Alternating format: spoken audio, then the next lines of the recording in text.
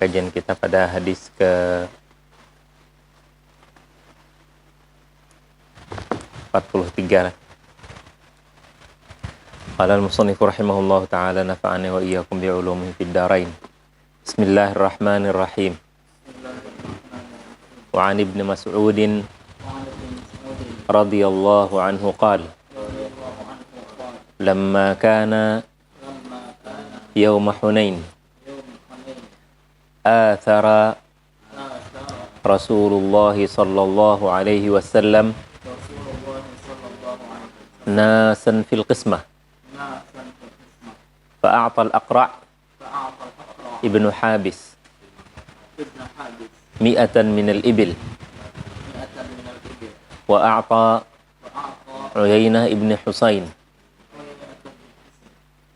ibn Hasan Hisn yalah Husain apa Hasan Hisn mithla dhalika wa a'ta nasan min ashrafil Arab wa atharahum yawma idhin fil qismah faqala rajulun wallahi inna hadhihi qismatun ma udila fiha wa ma urida fiha wajhullah faqultu wallahi la ukhbiranna Rasulullah sallallahu alaihi wasallam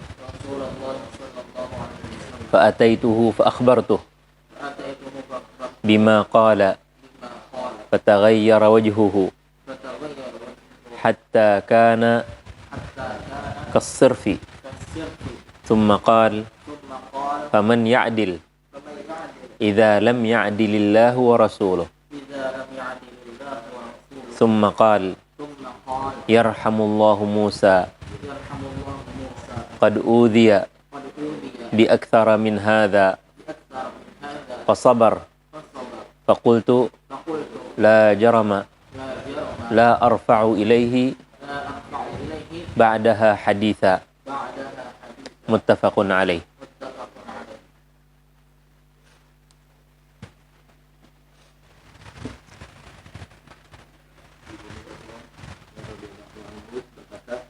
Suatu hari pada peperangan Hunain Rasulullah melebihkan atau mengutamakan beberapa orang dalam pembagian harta rampasan.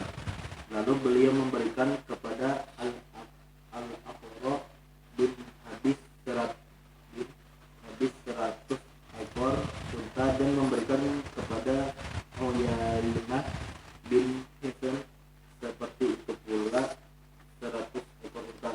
Beliau juga memberikan kepada orang-orang yang termasuk bangsawan Arab dan mengutamakan dalam cara pembagian kepada mereka tadi.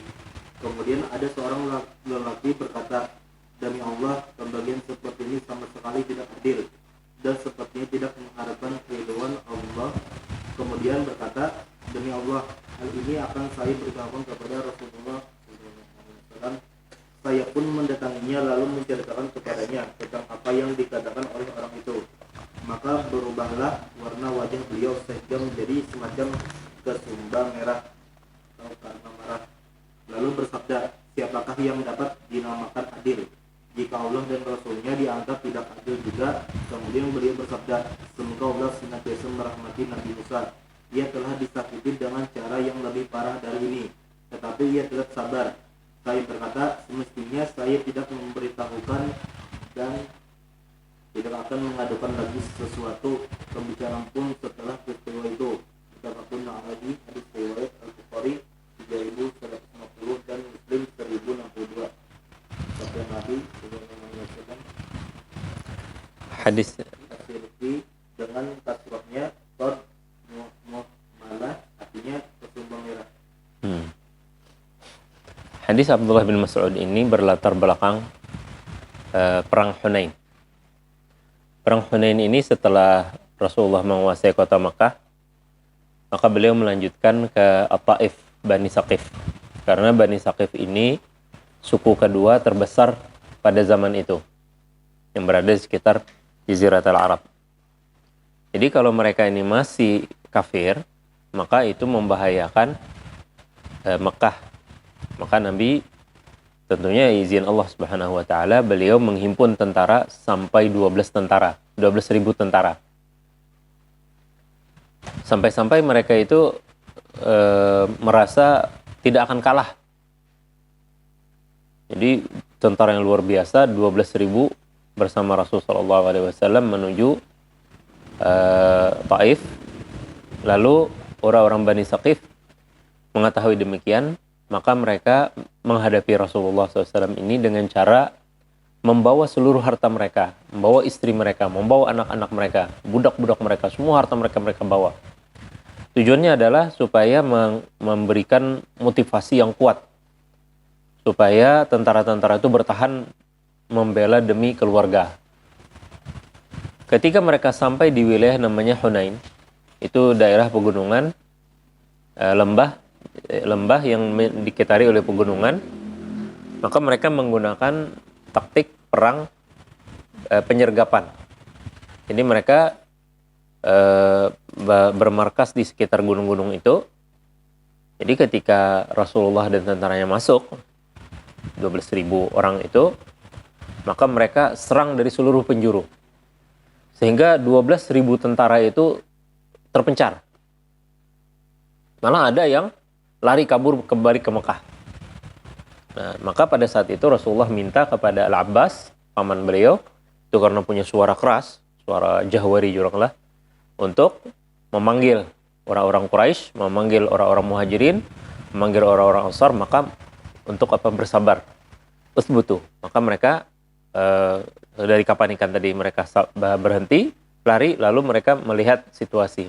Maka mereka dapat melawan kembali dan Allah berikan kemenangan kepada Rasul kita Muhammad sallallahu alaihi wasallam. Makanya Allah mengabadikan dalam surah At-Taubah, laqad kana lakum laqad nasarakumullahu bi Badrin wa antum adillah lain fi mawatin katsiratin wa yawma Hunainin id a'jabatkum kathratukum. Allah telah memberikan kemenangan bagi kalian di tempat-tempat yang banyak. Nah, di antaranya hari Hunain. Hari Hunain apa? Id a'jabatkum kathratukum. Tatkala kalian merasa bahwa kalian itu banyak dan mereka pasti menang. Id a'jabatkum kathratukum. Ternyata apa? Dan tughni ankum. Ternyata tidak bisa, tidak berarti apa-apa bagi kalian. Tidak mengayakan lah kalau tekstualnya lah. Artinya tidak ada gunanya bagi kalian. Nah, maka perang Hunain ini Nabi SAW mendapatkan harta rampasan ghanimah banyak sekali. Karena apa? Karena seluruh harta dibawa oleh orang-orang Bani Saqif. Lalu Nabi SAW membagi, karena ghanimahnya banyak ini, ghanimah perlu kita ketahui ada namanya fai, ada yang nama ghanimah, ada yang namanya nafal. Nah, kalau ghanimah itu adalah rampasan perang ketika musuh kalah dan harta yang mereka bawa itu namanya ghanimah. Al-fai itu yang berupa properti, rumah, kebun dan sebagainya dari kampung mereka. Itu namanya fai. Kemudian ada namanya nafal. Nafal itu orang musuh ini lari meninggalkan barang itu. Bukan karena dia melawan lalu dia mati, itu jadi ghanimah. Dia baru berhadapan, dia kabur sudah. Maka inilah yang dibagi oleh Rasulullah, bukan ghanimahnya. Kalau ghanimah itu hak milik tentara yang ikut perang. Dalam ghanimah ini pun dibagi 5. Ya, jadi dibagi 5, 1/1/5-nya itu untuk Allah dan Rasulnya. Wa'lamu annama ghanimtum min syai'in fa anna lillahi khumsahu wa lirrasuli wa lidzil qurba wal yatama wal masakin. Nah, itu jadi kalau ghanimah 1/5 atau kurang lebih 20% ya lah. 20% itu untuk negara lah kalau istilah kita, untuk negara. Jadi untuk negara dikelola untuk kepentingan negara. Nah, kalau nafal itu 100% milik negara. Ya, karena si prajurit kada berjuang. Anyar betampang aja bukan banyak. Nah, inilah yang dibagi oleh Rasulullah. Nah, sehingga protesan para orang-orang yang lemah imannya ini nih mengatakan, oh ini kada adil pembagiannya, itu keliru. Jadi protes mereka itu keliru. Nah, jadi Nabi SAW bagi-bagikan itu, hikmah dari pembagian-pembagian ini adalah yang pertama membikin jangan sampai kesenjangan sosial itu jauh jaraknya antara muhajirin dengan ansar. Orang-orang ansar kan punya kota sendiri, punya kebun dan sebagainya.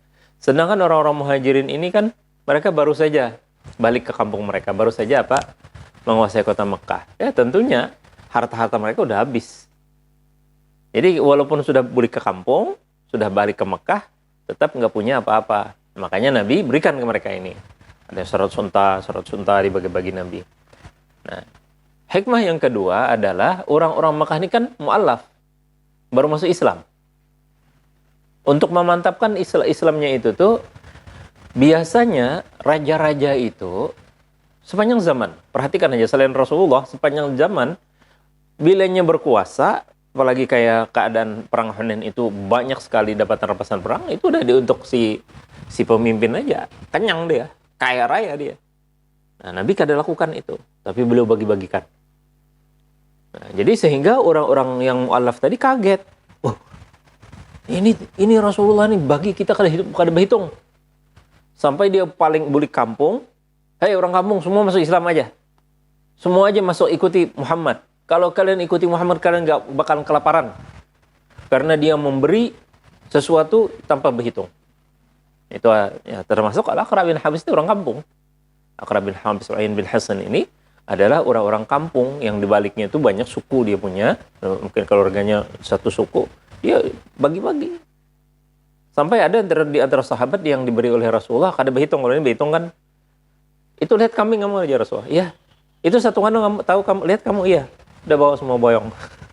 Kan berhitung lagi berapa ekor kambingnya enggak? Udah boyong semua. Jadi ada yang diberi oleh Rasulullah emas dan perak dan sebagainya. Ya, jadi ini dua. Yang ketiga, pembagian ini tentunya itu adalah Allah yang menyuruh sebagai Allah dan Rasul. Maka prajurit itu karena kita beriman tunduk dengan apa yang diputuskan Allah dan Rasulnya. Itu namanya apa? Inqiyad. Jadi ala sam'i wa ta'ah, kan baiatnya sahabat kepada Rasulullah itu tunduk, taat kepada Rasulullah, mendengar, taat apa saja. Susah, baik, semuanya taat. Tapi secara manusiawi, nah ini nomor 4. Secara manusiawi pasti ada isu-isu. Ada yang protes, ada yang nggak terima, dan sebagainya. Maka kita sebagai seorang muslim, protes-protes ini kada boleh kita bawa.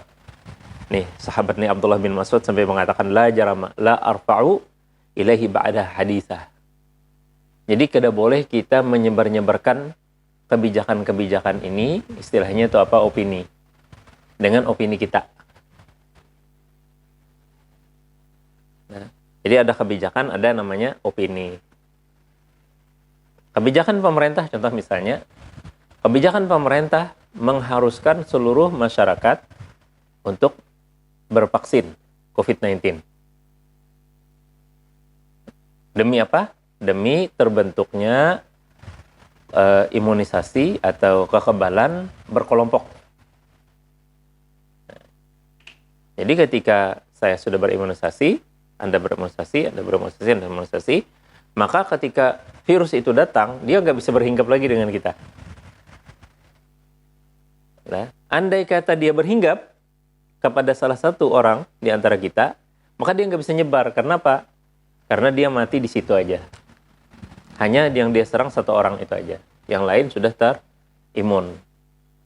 Itu tujuannya.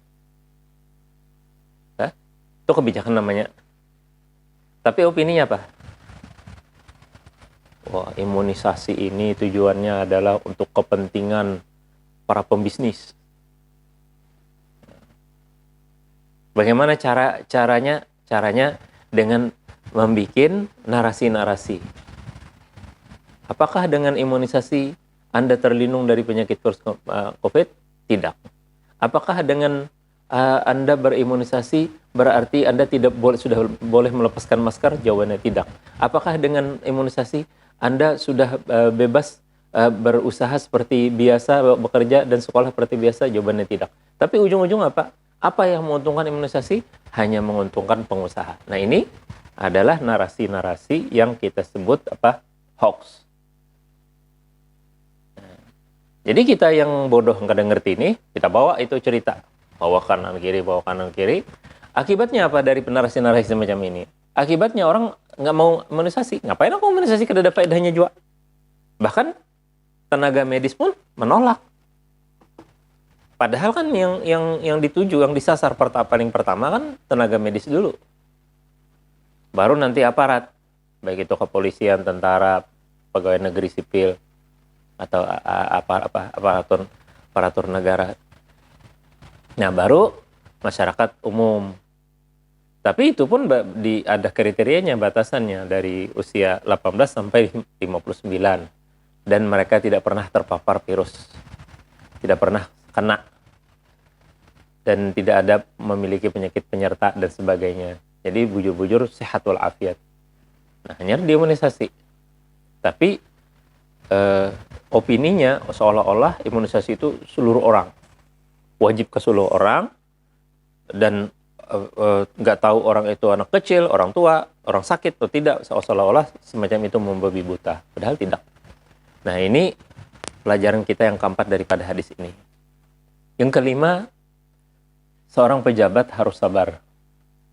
Karena pejabat publik itu pasti menerima kritikan. Nah, Nabi tadi marah sebenarnya, sampai wajah beliau memerah. Kenapa jadi beliau marah? Karena bukan menyangkut sebagai pemimpin saja. Beliau sebagai rasul. Jadi seolah-olah Rasulullah itu kada adil. Makanya Jarasidin, kalau Allah dan Rasulnya tidak adil, siapa lagi yang adil? Ini kan jadi tuduhan yang amat berat jadinya. Walaupun hanya opininya kan gini aja. Wah, apa ini pembagian ghanimahnya nggak adil? Itu aja. Tapi kalau kena dengan Rasulullah, itu berat. Tujuannya seolah-olah orang itu menuduh Rasulullah itu tidak adil. Makanya Nabi itu marah luar biasa. Sampai memerah wajah beliau. Tapi beliau sabar. Makanya beliau mengatakan, Allah memberikan rahmat kepada Musa. Nabi Musa alaihissalam lebih disakiti lebih daripada ini dan beliau bersabar. Jadi kenapa Nabi mencontohkan Nabi Musa?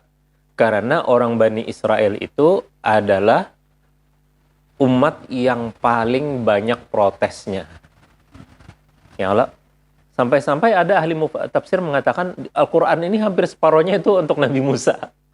Kenapa? Saking banyaknya protesnya Bani Israel itu. Saking protesnya, Nabinya dibunuh.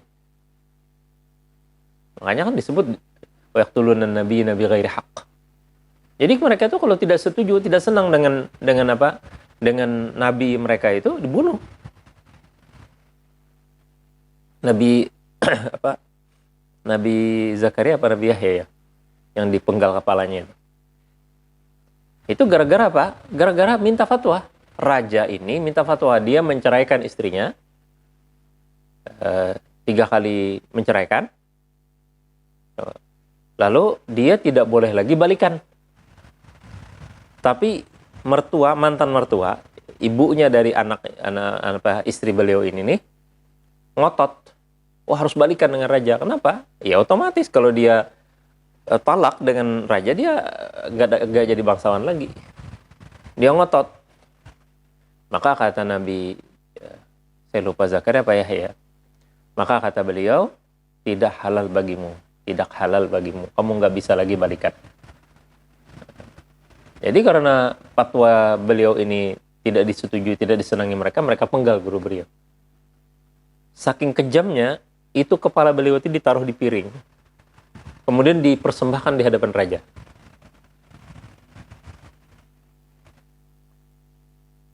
Ketika berhadapan dengan raja, maka kepala yang dipotong tadi ngomong lagi, wahai raja, tidak halal bagimu balikan lagi. Rujuk. Wah, yang membawa bawa kepala Nabiullah ini direbut oleh si mertua. Dia ingin lemparkan lagi kepala itu, tapi justru dia begitu dia megang, maka dia dikhasaf oleh Allah. Artinya dia terberusuk lah, bahasa Banjar lah, masuk ke dalam tanah sampai dia tenggelam. Nah, itu tanda apa? Tanda orang Bani Israel itu luar biasa. Sampai puncaknya terakhir apa? Lalu Nabi Musa, idhab anta rabbuka faqatila inna hahuna qa'idun. Kalau kau hai Musa dan Harun, jika kamu hebat, udah nggak usah kami ikut perang. Kamu aja sama Allah Ta'ala. Kan Allah Ta'ala kan berkuasa, maha kuasa. Kalian aja berdua, perang. Nanti kalau udah menang, nanti baru kami masuk. Makanya Allah murka kepada mereka. Mereka tidak punya tanah. Tidak punya tanah, tempat tinggal. Dan ratusan tahun seperti itu mereka nggak punya. Nah, baru-baru ini aja, baru punya tanah itu pun sebenarnya Israel di Palestina itu mereka sebenarnya nggak yakin juga di situ negeri tanah mereka. Opsinya 3 asal. Uganda, Afrika Selatan, dan Palestina. Lalu dipilihlah Palestina. Kenapa? Karena menurut mereka di situ banyak sejarah. Jadi bisa mengikatkan orang-orang Israel, khususnya orang-orang yang fanatik, untuk mempertahankan Palestina. Makanya orang-orang Israel itu merasa mereka nggak menjajah. Kami ini balik ke negeri kami. Diopinikan seperti itu. Bahkan anak-anak mereka diajarkan bahwa orang Palestina lah yang menjajah negeri mereka. Nah, jadi tidak pernah muncul dialog antara Israel dengan orang-orang Palestina. Dan opini ini terus disampaikan kepada antara generasi ke generasi. Jadi inilah kenapa Nabi mencontohkan Nabi Musa alaihissalam. Di hadis ini tidak disebutkan bagaimana ujungnya dari cerita Hunain ini. Ujungnya opini ini menyebar tengah-tengah masyarakat. Nah, sedangkan masyarakat Muhajirin semuanya diam mereka. Karena mereka meyakini apa yang dibagi oleh Rasulullah adalah pilihan Allah dan perintah dari Allah. Hanya yang terprovokasi adalah orang-orang Ansar. Tapi orang-orang Ansar ini terprovokasi bukan karena masalah pembagian. Nah, ini perlu kita pahami dulu. Bukan karena pembagian ghanimah yang dituduhkan orang-orang Syiah bahwa orang-orang Ansar itu membela Rasulullah hanya tujuan dengan masalah duit. Nah, jadi mereka orang-orang Syiah punya opini. Jadi ini fakta kemudian diopinikan seolah-olah orang-orang Ansar itu nagih bayaran ganti rugi atas apa yang mereka berikan kepada Rasulullah. Makanya orang-orang Syiah itu mengkafirkan seluruh sahabat. Kecuali 5 orang sahabat yang mereka anggap tidak kafir. Karena dalam masalah ini orang-orang Ansar mereka tuduh kafir semua. Kenapa? Karena meminta Rasulullah harta ghanimah ini sebagai ganti rugi mereka. Padahal tidak masalah ini. Yang Ansar khawatirkan satu, ada isu yang menyatakan bahwa Rasulullah setelah perang Hunain ini, maka Mekah kan damai. Karena Saqif tidak lagi menjadi ancaman. Jadi ada kemungkinan Rasulullah itu balik ke Mekah dan tinggal di Mekah, tidak lagi ke Madinah. Sehingga Nabi kita SAW begitu mendengar informasi ini, beliau mendatangi orang-orang Ansar dan meminta selain daripada orang Ansar untuk meninggalkan tempat. Jadi jar Nabi di majelis ini tidak ada kecuali orang-orang Ansar. Jadi seluruh orang-orang Ansar dikumpulkan, dihimpunkan. Maka Rasulullah bertanya kepada mereka. Nah, ini jawaban daripada tuduhan orang-orang Syiah. Benarkah kalian meminta hak kalian daripada rampasan perang? Tidak ya Rasulullah. Yang kami harapkan adalah satu aja. Kami khawatir karena sampian berkuasa, pian pulang kampung ke keluarga pian dan meninggalkan kami. Kami sedih kalau pian melakukan demikian. Maka jawaban Rasulullah SAW panjang lebar, kalianlah yang beriman kepadaku di saat orang-orang semua menolak aku, termasuk keluarga beliau mengusir Rasulullah. Siapa yang menenangkan Rasulullah? Siapa yang merangkul Rasulullah? Siapa yang melindungi Rasulullah? Bukankah kalian Ansar? Maka kata Al-Ansar, bala ya Rasulullah, bala ya Rasulullah. Lalu Rasulullah bilang, jika orang-orang Ansar berjalan satu jalan, menelusuri satu jalan, dan orang-orang lain menelusuri satu jalan, maka aku akan ikut jalan orang-orang Ansar. Ya. Barang siapa membenci orang-orang Ansar, maka dia tidak termasuk golonganku. Lalu Nabi puncaknya menyatakan, ridhakah kalian wahai orang-orang Ansar? Orang-orang bulik ke kampung membawa emas, perak, unta, kambing, tapi kalian pulang ke rumah, ke tanah air kalian, ke negeri kalian dengan Rasulullah SAW. Maka mereka menangis dan menjawab, ya Rasulullah, ya Rasulullah, radina ya Rasulullah, radina. Nah, maka semua nangis, semua senang. Kenapa? Karena cinta mereka kepada Rasulullah bukan masalah duit. Masalahnya mereka khawatir kehendak Rasulullah balik ke kampung Sidin supaya bersama mereka terus-terusan. Maka Nabi menyatakan, aku tidak akan meninggal kecuali di Madinah. Maka itu menjadi ketenangan bagi mereka. Nah, inilah perjuangan yang luar biasa. Pejuang sebelum perjuangan berhabis-habisan memberi dana, kekuatan dan sebagainya, berkorban demi Rasulullah. Setelah kemenangan pun masih mencintai Rasulullah SAW dan berkorban demi beliau. Inilah orang-orang Ansar yang dimuliakan Allah Subhanahu wa taala dan diabadikan oleh Allah Subhanahu wa taala tentang perjuangan mereka. Alladzina tabawwa'ud dara wal iman. Nah, itu kan ad-dar maksudnya adalah Madinah Munawwarah. Nah, dan Rasulullah SAW bersabda, innal imana la ta'ziru ila al-madinati kama ya'taziru al-hayatu ila juhriha. Iman itu akan balik lagi ke Madinah seperti baliknya seekor ular ke sarangnya.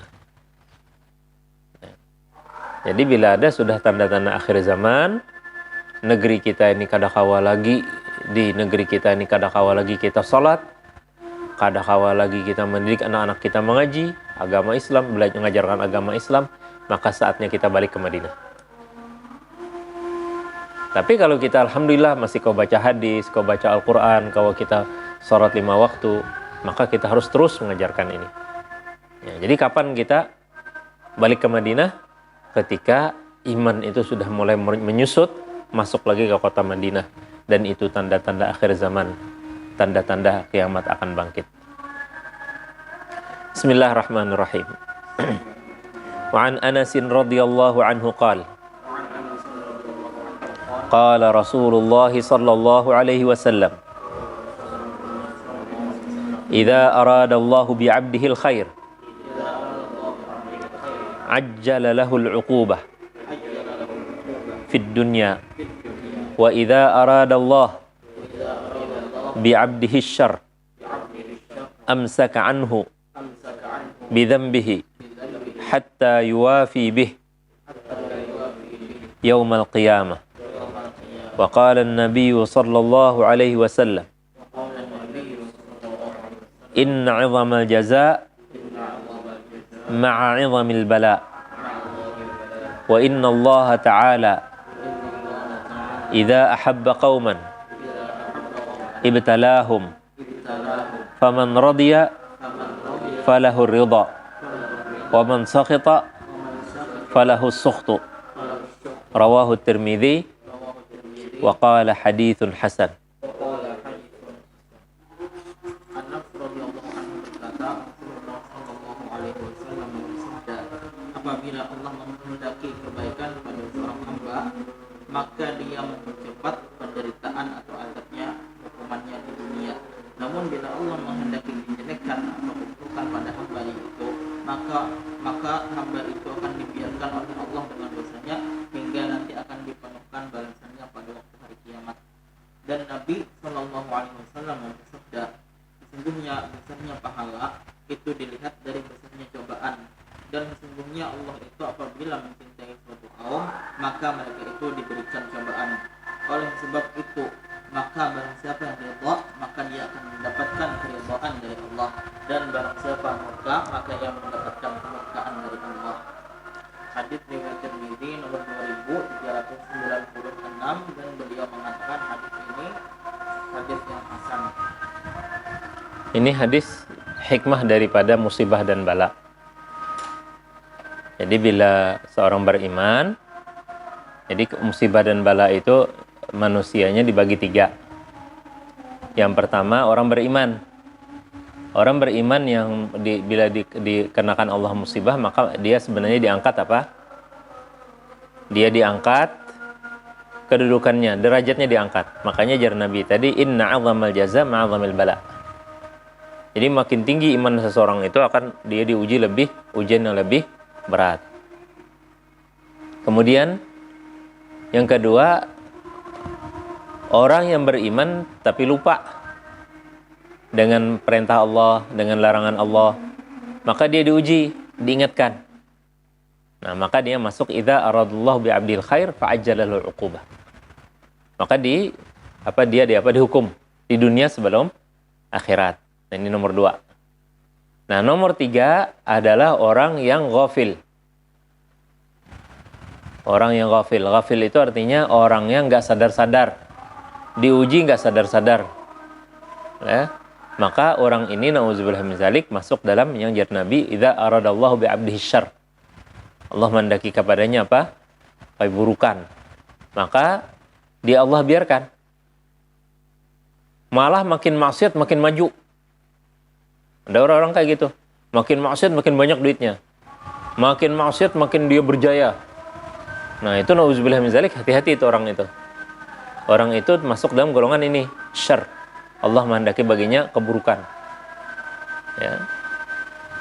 Tapi kalau yang nomor 2 tadi, bila anak berusaha maju, nanti lupa dengan Allah, jar istilah kita lupa daratan, bangkrut habis, bangkit lagi, usaha lagi. Nah, jadi bila kita masuk dalam golongan kedua ini, berarti kita harus apa? Sabar. Di sekarang ini, kenapa kota Banjarmasin banjir? Jawabannya karena kita lupa dengan teguran-teguran. Walhi sudah 2018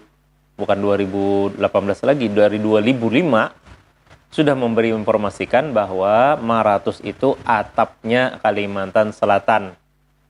Bila Maratus itu gundul, Maratus itu ditambang, habis-habisan gunungnya, maka Banjarmasin akan banjir. Kita bingung, Maratus kan di atas sana. Kok bisa banjirnya di Banjarmasin? Kemudian fatwa Majelis Ulama Kalimantan Selatan melihat data-data ini, maka mengeluarkan fatwa haramnya tambang. Kenapa? Karena melihat kerusakan alam dan akibat-akibatnya yang berbahaya. Tapi sangat disayangkan 2010 muncul lagi fatwa yang berbeda dari Majelis Ulama Pusat yang agak lunak bahasanya. Fatwa kehalalan hukum tambang ramah lingkungan. Nah, menambang ramah lingkungan. Mana ada? Yang namanya nambang itu bukan ramah lingkungan. Begitu sudah digali, habis dibiarkan. Itu mulai sejak 50 tahun yang lalu. 30 tahun zaman Orde Baru, ditambah lagi 20 tahun masa reformasi. Tidak pernah berhenti. Negeri kita ini dihancurkan. Banua kita ini dihancurkan, tidak pernah berhenti. Kenapa kita tidak pernah berhenti? Karena kita kada tahunya. Nggak mau kita nengok. Walaupun orang-orang ahli lingkungan beritahu. Di 2018, UIN mengadakan kajian Bahsul Masail yang hasilnya sama. Bahwa bertambang itu hukumnya haram. Kenapa? Karena merusak lingkungan. 2018 yang baru-baru ini. Di Kandangan itu paling dekat. Tapi tidak pernah bisa diekspos. Celakanya kita, masyarakat kita, malah mengangkat pejabat-pejabat yang merusak lingkungan. Hanya kenapa diberi duit 100 ribu 4 tahun nih ya. Berarti kita tuh hanya setahun diberi 25 ribu. Sudah tahu dalam masa 4 tahun ini tidak ada apa-apa, tidak ada pembangunan yang signifikan terhadap, apalagi tadi terhadap lingkungan, tidak ada kebijakan, justru lebih parah lagi. Justru kita milih lagi dengan janji-janji. Karena jar, bilanya memilih jarlah dapat 300 ribu. Tapi voucher. Artinya bilanya menang hanya dapat duitnya, bila kada menang kada. Adalah dibungulinya kita. Jadi sebuah musibah dan bala bilanya turun keseluruhan seperti kita sekarang ini, itu karena dosa seluruh masyarakat. Jadi jangan lagi masyarakat istilahnya masyarakat tuh biar maki-maki pemimpinnya nggak ada faedahnya. Karena kita, ya. Makanya doa Nabi SAW terhadap pemimpin itu, ya Allah ya Tuhan kami, berilah kepada kami pemimpin yang takut kepada Engkau, sayang kepada kami. Dan janganlah Kau berikan kepada kami pemimpin yang tidak takut kepada Engkau, tidak sayang kepada kami. Apa ujung aja Nabi? Karena dosa kami. Jadi seharusnya kejadian kayak ini jangan lagi saling tuduh. Tapi kita bagaimana gotong royong, kita kayak apa mengatasi ini? Kayak apa mengatasi sekarang ini yang sangat darurat adalah bagaimana urusan perut, bagaimana orang kelaparan. Kalau sudah ini teratasi, maka kita kayak apa memperbaiki gorong-gorong ini nih, yang sudah kenyataannya tadinya hujan yang dituduh, sekarang hujan berapa hari tidak hujan, tetap air tidak turun. Kenapa? Karena perilaku kita membangun, sungai dibangun. Tutupi aja sungai, nggak apa-apa, tutup aja sungai. Sudah banyak teriakan. Bahkan, ulun dapat surat, kalau tidak salah, 10 tahun yang lalu, ketika masjid di Paltiga itu tuh dibangun, itu surat udah beritahu, menginformasikan, tolong masjid kalau mau bikin masjid itu bawahnya sungai, dibikin gorong-gorong. Ternyata kada. Malah sungai dipersempit, dialihkan begini aja. Di depan masjidnya ada lagi bangunan. Sekarang, ya telanlah pil pahitnya kita rasakan. Nah, jadi bilanya Allah, kita anggap Allah ini ingin baik kepada kita, maka ini musibah adalah musibah yang baik bagi kita. Walaupun pahit, obatlah bagi kita. Alhamdulillah itu dibongkar tuh. Nah, pemerintah dulu ada yang pemerintah yang sadar, pemerintah kota yang sadar, jangan dibangunin bangunan pinggir sungai, jangan dibuang sampah di situ. Nggak pernah dihiraukan. Nah, baru sekarang ini hakun dibongkar. Dulu alasannya minta ganti rugi lah segala macam. Jangan minta ganti ruginya itu sedikit, banyak, anak miliaran. Padahal seorang membangun dari tanah yang bikin milik sendiri, membangun dengan dana sendiri itu sudah mendapatkan untung banyak, bertahun-tahun berusaha di sana, mungkin bersewakan dan sebagainya. Tapi ketika rugi nggak mau rugi. Jadi ini alhamdulillah saya optimis bahwa kejadian ini itu ada hikmahnya idza aradallahu bi'abdil khair ajjalallahu al-uqubahu fid dunya. Jadi kita di dunia ini kita sakit. Ya. Karena ini banjir, kalau tidak kita atasi, tidak kita sadari taubat kepada Allah Subhanahu wa taala dengan cara kita tadi bergotong royong memperbaiki, nanti jangan lagi memilih pemimpin yang gila harta, merampas, merampok dan sebagainya, kita membiarkan hanya dengan uang yang secuil. Andai kata dia membagi duit 1 juta seorang misalnya, kada silih dengan kehancuran yang sekarang kita rasakan. Ya Allah. Nah, jadi pilihlah pemimpin yang bujur-bujur yang baik. Fatwa ulama dua buting majelis ulama memfatwakan. Yang pertama, fatwa haram memilih pimpinan yang menyogok. Berarti salah satu dosa kita dosa masyarakat kita, jar Nabi SAW, la'anallahu rashi wal murtashi. Allah melaknat orang yang menyogok dan yang disogok. Masyarakat kita yang menerima. Dan waktu kampanye itu terang-terangan berbagi duit nah, tukang warung, tukang apa, himung kita nerima duitnya. Jadi ketika saya ditanya, Ustadz, bagaimana Ustadz orang bagi-bagi, ambil kita duitnya, tapi jangan dimakan, karena itu duit haram. Ambil duitnya, tapi jangan dipilih. Kenapa? Sebagai pelajaran bagi dia, biar habis dia hartanya, biarnya masuk sambung lihum. Dan itu jangan kalian kira hanya gubernur, semuanya. Gubernur, wali kota, bupati, bahkan pejabat lurah.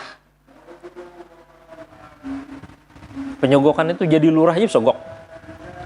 Tidak terlepas Kementerian Agama, budaya sogok tuh. Bila anak pejabat, sogok. Dan itu kada rahasia lagi, rahasia umum. Semua orang tahu. Kalau semua orang tahu itu kan kada rahasia lagi. Anggota DPRD kayak gitu juga, sogok kiri kanan, sogok. Supaya apa? Supaya jadi anggota DPRD. Kenapa masyarakat terang-terangan menuduh, membenci, segala macam kepada Kenapa? Karena mereka ini nggak jalan. Kan seharusnya pemerintah, eksekutif ada, legislatif negur. Jangan nih, itu tambang bahaya nih. Ini di hadapan mata kelihatan, diam aja bubuhannya DPRD. Nggak ada yang menolak. Celaka lagi, ketika ditolak ternyata yang dari pusat datang. Hantu lebih besar lagi, iblis yang lebih besar lagi yang membuat kehancuran Kalimantan Selatan ini. Maka inilah Allah Subhanahu wa taala ingatkan kepada kita. Jadi kita kena musibah ini harus faman radiya falahu ridha. Kita ridha. Banjir sampai segini, ya udah sudah. Harus kita ridhai. Ini gara-gara apa? Gara-gara dosa seorang juga. Bukan dosanya si pejabat, bukan dosanya si orang-orang DPR dan sebagainya, DPRD, bukan. Dosa kita juga. Masing-masing kita menanggung dosanya. Tapi kita beriman ridha. Inilah salah kita. Maka harus kita harus kita perbaiki. Kalau kita sukhut itu artinya menolak, tidak terima dengan musibah dan bala ini, maka kita kada dapat pahala. Ya lah, apa untungnya? Habis kita kritiki pemerintah kita, gubernur kita, wali kota kita kritik habis-habisan, karinglah banyunya. Nggak ada apa-apa. Makanya jar Allah Ta'ala, "Uman sakhita falahu sukht." Nabi SAW, "Uman sakhita falahu sukht." Jadi buat apa kita? Jadi disinilah kita berpikir positif. Jadi langkah pertamanya kita ridha. Inilah teguran Allah Subhanahu wa taala bagi kita, khususnya warga kota Banjarmasin dan bagi masyarakat Kalsel semuanya. Pertama, evaluasi kita adalah bahwa bala ini turun kepada kita, Allah menghendaki kepada kita kebaikan. Idza aradallahu bi'abdihi khair ajjalallahu al-uqubah. Yang kedua, supaya kita segera taubat kepada Allah. Taubat bukan istighfar saja. Walaupun istighfar itu salah satu tanda kita mau taubat. Taubat adalah syaratnya dari hadis pertama adalah apa? Berhenti melakukan penghancuran ini. Maka kita sebagai masyarakat, makanya saya berharap mahasiswa ini jangan diam aja. Ya, gerakan mahasiswa itu HMI apa-apa aja yang pembunuhan pian itu tuh di kampus tuh bergerak. Kalau kada bisa bergerak ya cari kawan-kawan ahli hukum. Yang LBH itu tuh kayak apa, kita menuntut pemerintah pusat dan pemerintah daerah untuk menghentikan pertambangan dulu. Menghentikan 100%. Dan mengevaluasinya. Sudah tercatat menurut Walhi ada 157 perusahaan yang menambang, begitu nambang selesai mereka bubar. Nah ini dulu ditangkapi orangnya. Dia jadi diberhentikan, ditangkap mereka perusak alam. Karena mereka ini nih bukan hanya kali ini. Itu Lapindo Lapindo apa nih, satu kota habis tenggelam di situ, di mana di Sidoarjo itu. Tahu kan sebabnya? Itu sebabnya perusahaan tambang. Tapi licik pengurusan tambang ini. Mulai zamannya Belanda udah tahu mereka di bawah situ memang ada gas. Tapi mereka mengatakan kalau dibuka itu akan muncul lumpur. Udah tahu. Dan si tambang tahu. Tapi mereka maksa menambang, ternyata memang terjadi. Begitu terjadi, mereka kabur. Dengan cara apa? Dengan cara riswah, sogok pemerintah. Pemerintah supaya menyatakan bahwa yang mereka lakukan itu adalah bencana alam. Lalu akibatnya yang ganti rugi siapa? Pemerintah. Mereka kabur semuanya. Nggak ada. Tuh. Itu celakanya kalau kita berdiam. Dibunguli terus oleh bubuhannya. Nah, jadi oleh karena itu tuh, ini hadis sangat menyentuh pada kita pada saat sekarang ini. Saya berharap orang-orang pintar ada bergerak lah. Bergerak. Baik itu yang ahli hukum, baik itu yang politisi, baik itu anggota DPRD. Kita salut lah, alhamdulillah, Ibnu Sina bergerak. Ya, kita berharap gubernur berharap wali kota, bupati yang lain juga bergerak. Ya, bergerak sama-sama dengan rakyat. Ya Pak, supaya menghentikan ini semua. Dan kita berharap Presiden Jokowi jangan mau dibodohi mereka. Sebagaimana di kejadian di Lapindo. Kita berharap Presiden Jokowi jangan sampai dibodohi mereka kedua kalinya. Rasanya kedua kalinya ya Allah. Yang itu zaman Jokowi juga. Nah, jadi jangan sampai dibodohinya. Bukti mereka membodohi presiden kita, pidato Sidin salah. Pidato Sidin aja ketahuan. 50 tahun gak pernah banjir. Sekarang baru banjir karena luapan Sungai Barito. Orang yang mantau Sungai Barito nggak ada meluap. Apa sebabnya? Nah, gundul di atas. Itu berarti kan Pak Presiden itu dibodohi oleh mereka. Nah, jadi kita berharap Pak Presiden itu disadarkan. Makanya kada salah doa kita tuh terhadap pemimpin. Kita bukan jual diri terhadap pemimpin. Tapi ketika pemimpin itu dilindungi oleh Allah daripada orang-orang yang membodohi beliau, orang-orang yang kepentingan mereka saja, itu namanya bitanah. Nah, maka kada salah kita tuh berdoa, ya Allah ya Tuhan kami, berikanlah bitanah. Orang-orang yang di sekitar Jokowi itu orang-orang yang jujur, orang-orang yang baik, orang-orang yang takut dengan Allah, yang kasihan dengan rakyat, termasuk DPR-nya. Begitu juga gubernur, begitu juga wali kota dan bupati, dan orang-orang sekitarnya. Siapa? Kepala-kepala dinas, orang-orang DPRD, dan sebagainya. Itu kita doa, kita ada salah kita kalau berdoa dengan pemimpin itu. Sayyidina Imam Ahmad bin Hanbal setiap hari dipukul oleh raja. Sampai 3 raja mati. Setiap hari dipukul. Mulai zamannya Al-Ma'mun, Al-Amin, kada salah Mu'tasim tuh meninggalnya Mu'tasim baru Al-Mu'tadid billah 3 raja mati baru dibebaskan Sidin. Di saat beliau disiksa, setiap hari disiksa, ada orang bilang, Imam Ahmad kenapa pian kada berdoa aja tuh biar mati raja tuh. Apa jawaban beliau? Andai kata malaikat turun sekarang mengatakan, hai Ahmad, kamu sekarang kalau berdoa Allah kabulkan. Saya dititipkan oleh Allah minta kepada kamu kalau kamu berdoa saya kabulkan sekarang ini. Maka saya berdoa apa Jisidin? Saya berdoa untuk raja. Bukan berdoa atas raja, tapi untuk raja. Kenapa Imam?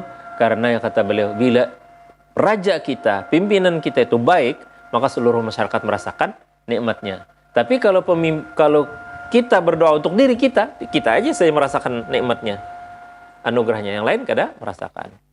Jadi mudah-mudahan ini hadis menjadi renungan kita semua, dan kita berharap apa yang saya sampaikan ini kita buka opininya, ya. Baik itu pakai WA ringkas aja lah, bahwa Allah Subhanahu wa taala menghendaki masyarakat muslim di Kota Banjarmasin kebaikan, bahwa ini musibah adalah sebuah hukuman dari Allah Subhanahu wa Ta'ala karena kita tidak pernah menyayangi lingkungan kita. Sungai-sungai kita tutup, kita banguni dengan bangunan beton, kemudian kita buangi sampah, kita banguni pinggiran sungai kita bangun rumah-rumah kita. Padahal zaman dulu memang banyak orang bangun rumah di bantaran sungai, tapi nggak ada yang permanen. Sekarang ini banyak permanen. Biar kalau berjalan di kalayan A atau kalayan A aja kalau soal B lebih banyak lebih padat orang. Di muka kalayan masjid megah berdiri pakai apa? Masjid beton. Dan itu hanya separuh sungai tertutup. Terus pian beberapa meter lagi pian ketemu lagi langgar. Langgarnya megah, beton juga. Pian terus lagi ketemu lagi apa? Rumah, gudang besar, bagus, beton lagi. Kayak apakah ada banjir kalian? Makanya itu sungai itu bagian daripada urat nadi kita di kota kita ini. Itu hanya contoh satu. Pian cari aja lagi kena ke sungai-sungai lain sama. Mudah-mudahan Allah Subhanahu wa Ta'ala mengangkat musibah dari kita ini. Allah ringankan beban-beban masyarakat muslim kita daripada ujian Allah Subhanahu wa Ta'ala. Ya Allah, ampuni kami, ampuni dosa-dosa kami, ampuni dosa-dosa pemimpin kami, ya Allah. Gerakkan hati mereka untuk bertobat kepada Engkau, untuk memberi kebijakan-kebijakan yang lebih baik untuk menjaga negeri kami, khususnya kota kami Banjarmasin ini. Ya Allah, ya Tuhan kami, berikan kepada masyarakat kami ini kesadaran untuk beriman kepada Engkau, agar mereka tidak mau lagi disogok atau menyogok. Moga Allah Subhanahu wa Ta'ala, ya Allah, ya Rahman, ya Rahim, Rahman ad-dunya wal akhirah, wa rahimahuma, irhamna birahmatika, rahmatan la tughnina amman siwaka, birahmatika ya tughnina amman siwaka, birahmatika arhamar rahimin. Sallallahu nabiyina Muhammad wa ala alihi wa sahbihi ajma'in, walhamdulillahi rabbil alamin. Wassalamualaikum warahmatullahi wabarakatuh.